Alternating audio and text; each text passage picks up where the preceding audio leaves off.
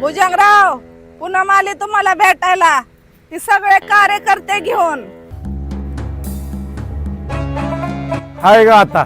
मला वाटत नव्हतं आता तुम्ही एवढ्या बी अडचणीत याचाल म्हणून. तुम्हाला बी लय हाव सुटली वाटतं जिल्हा परिषद सदस्य व्हायची. हो पूनम मॅडम, भुजंगराव तुम्हाला येड्यात काढतात. तिकीट काय वड्यात असतं वय? पूनम मॅडम, मला तर वाटलं भुजंगराव इथं तिकिटासोबत पैसे बी देतात, इथं काहीच दिसेना.